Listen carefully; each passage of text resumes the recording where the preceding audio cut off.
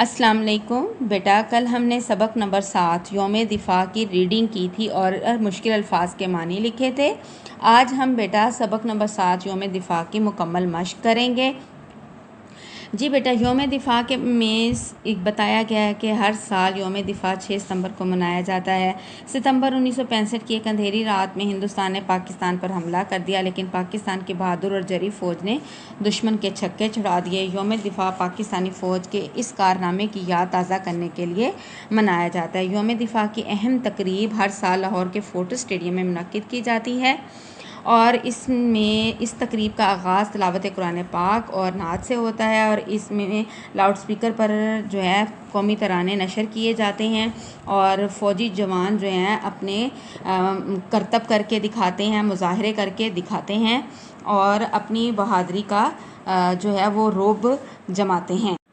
جی بیٹا، page number 36 پر آ جائیں۔ ہم مشق کا پہلا سوال کرتے ہیں، سوالات کے مختصر جواب دیں۔ جی بیٹے، پہلا سوال ہے یوم دفاع کیوں منایا جاتا ہے؟ آگے لائنز ڈرا کر کے پھر جواب لکھیں۔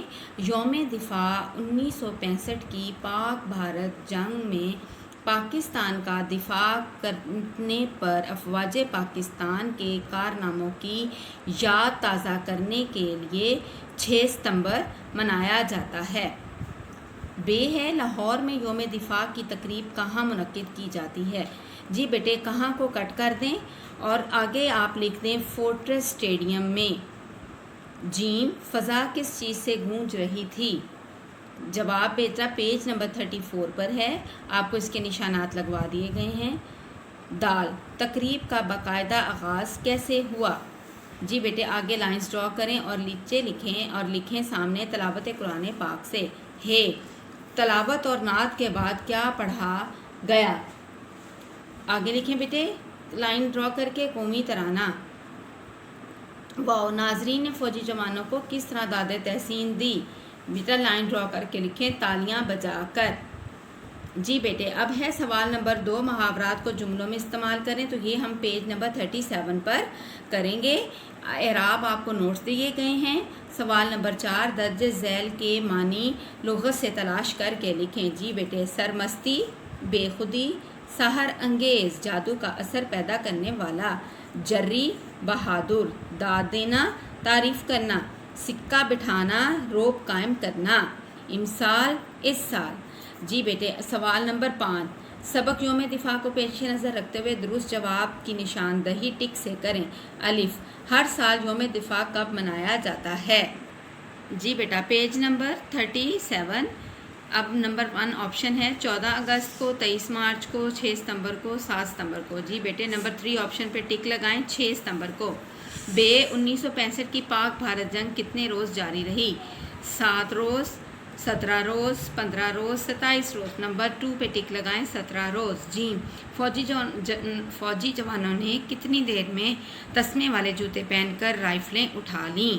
Number 1 3 minute, 13 minute, 3 second, 13 second. بیٹے نمبر 3 پہ ٹک لگائیں، 3 سیکنڈ۔ دال، بھارت نے پاکستان پر کب حملہ کیا؟ نمبر 1 1965 میں، 1956 میں، نمبر 2 1965 میں، نمبر 3 1991 میں، اور نمبر 4 ہے 1959 میں۔ جی بیٹے، نمبر 2 پہ ٹک لگائیں، 1965 میں۔